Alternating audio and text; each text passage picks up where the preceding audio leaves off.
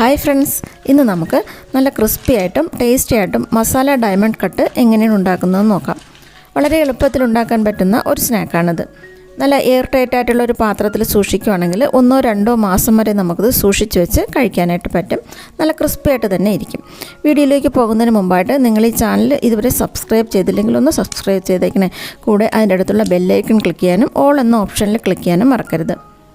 ഈ diamond cut ഉണ്ടാക്കാനായിട്ട് ഞാനിവിടെ ഒരു പാത്രത്തിലേക്ക് ആദ്യം 1 ഗ്ലാസ് മൈദമാവ് ഇട്ട് കൊടുത്തിട്ടുണ്ട്.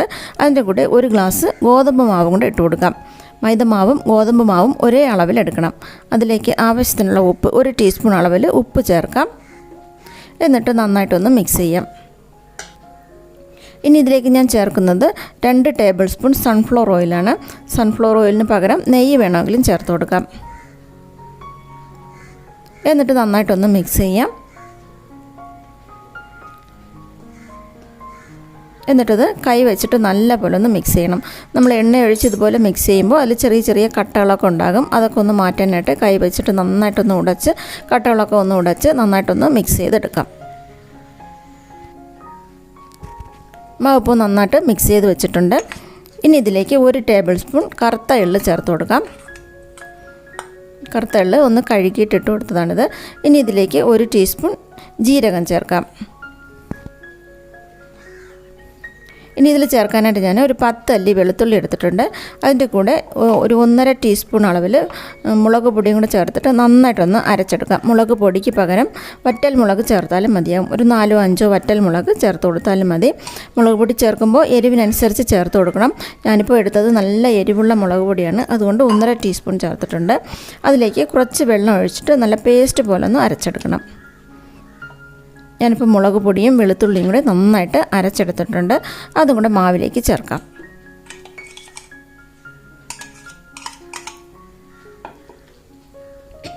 എന്നിട്ടത് നന്നായിട്ടൊന്ന് മിക്സ് ചെയ്യാം.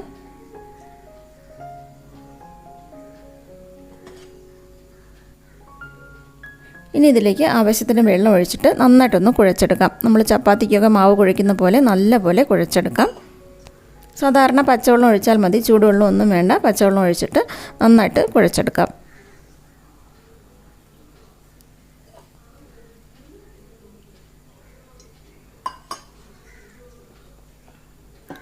മാവ് ഇപ്പോൾ നന്നായിട്ട് കുഴച്ചെടുത്തിട്ടുണ്ട്. ഇത്രയും മാവുണ്ടെങ്കിൽ കുറേ നമുക്ക് ഈ സ്നാക്ക് ഉണ്ടാക്കാനായിട്ട് പറ്റും. ഇനി ഇത് അടച്ച് അരമണിക്കൂർ അടച്ച് വയ്ക്കാം. അരമണിക്കൂർ കഴിഞ്ഞ ശേഷം സ്നാക്ക് ഉണ്ടാക്കാനായിട്ട് തുടങ്ങാം.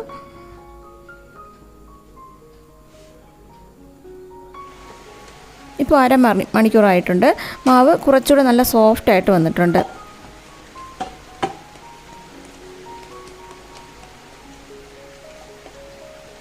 ഇനി ഈ മാവ് ഓരോ ഉരുളകളായിട്ട് ഉരുട്ടിയെടുക്കാം.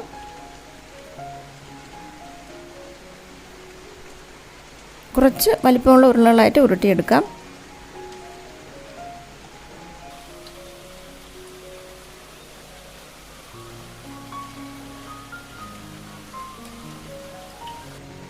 മാവെല്ലാം ഇതുപോലെ ഉരുട്ടിയെടുത്തിട്ടുണ്ട്. ഇനി ഇതൊന്ന് പരത്തിയെടുക്കണം. അത് കൗണ്ടർ ടോപ്പിലോ അല്ലെങ്കിൽ ചപ്പാത്തി പലകയിലോ വെച്ച് പരത്തിയെടുക്കാം. ഞാനിപ്പോൾ ചപ്പാത്തി പലകയിലാണ് പരത്തുന്നത്. ചപ്പാത്തി പലകയിൽ കുറച്ച് മാവ് ഇട്ട് കൊടുത്തിട്ടുണ്ട്. ഗോതമ്പ് മാവോ മൈദ മാവോ ഇട്ട് കൊടുക്കാം. എന്നിട്ട് നല്ലപോലെ ഒന്ന് പരത്തിയെടുക്കാം. നമ്മൾ ചപ്പാത്തി പരത്തുന്ന അത്രയും നൈസായിട്ട് പരത്തണ്ട, കുറച്ചുകൂടെ കട്ടിക്കിട്ട് പരത്തിയെടുക്കാം. ഈ ഒരു കനത്തിൽ പരത്തിയെടുത്തിട്ടുണ്ട്. ഇനി ഇത് കട്ട് ചെയ്തെടുക്കണം. ആദ്യം നീളത്തിലൊന്ന് കട്ട് ചെയ്തെടുക്കാം.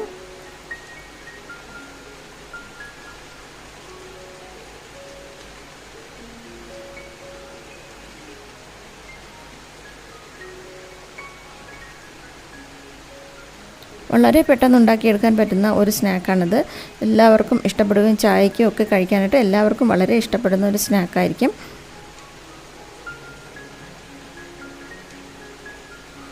ഇതിപ്പോൾ നീളത്തിൽ കട്ട് ചെയ്തെടുത്തിട്ടുണ്ട്. ഇനി ഇത് ചരിച്ചും കൂടെ ഒന്ന് കട്ട് ചെയ്തെടുക്കാം. ഒരു ഡയമണ്ട് ഷേപ്പിൽ വരാനായിട്ട് ഒന്ന് ചരിച്ചൊന്ന് കട്ട് ചെയ്തെടുക്കാം.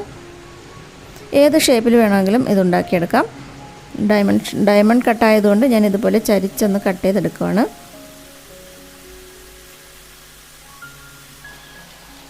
അപ്പോൾ എല്ലാം ഇതുപോലെ കട്ട് ചെയ്തെടുത്തിട്ടുണ്ട്. ഈ ഒരു ഷേപ്പിൽ കിട്ടിയിട്ടുണ്ട്.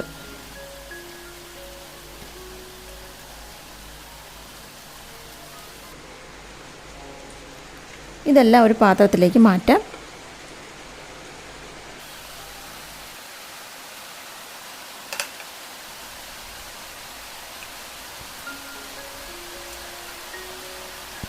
കുറേ ഇതുപോലെ പരത്തി കട്ട് ചെയ്ത് വെച്ച ശേഷം ഫ്രൈ ചെയ്യാനായിട്ട് തുടങ്ങാം.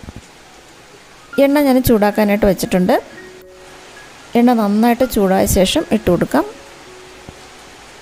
ഇപ്പോൾ നല്ല മഴ പെയ്യുന്നുണ്ട്. നല്ല മഴയുടെ സൗണ്ടാണ് കേൾക്കുന്നത്.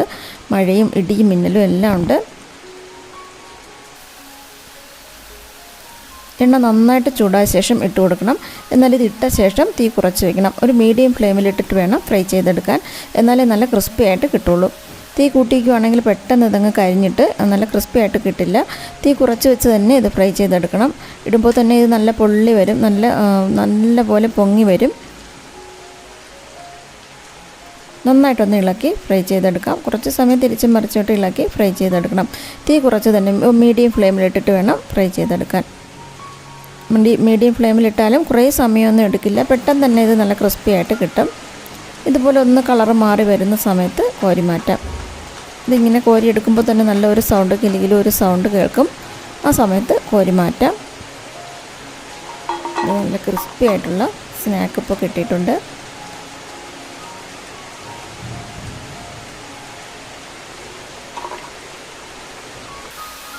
അടുത്തും ഇതുപോലെ തന്നെ ഫ്രൈ ചെയ്തെടുക്കാം. എണ്ണ നന്നായിട്ട് തിളയ്ക്കുമ്പോൾ ഇട്ട് കൊടുക്കണം. എന്നിട്ട് തീ കുറച്ച് വയ്ക്കാം.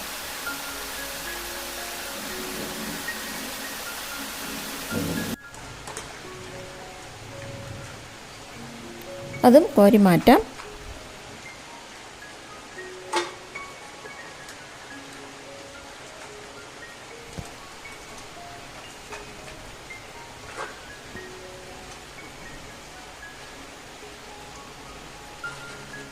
ഇതാ ഇപ്പോൾ നമ്മുടെ ക്രിസ്പി ആയിട്ടുള്ള മസാല ഡയമണ്ട് കട്ട് റെഡി ആയിട്ടുണ്ട്.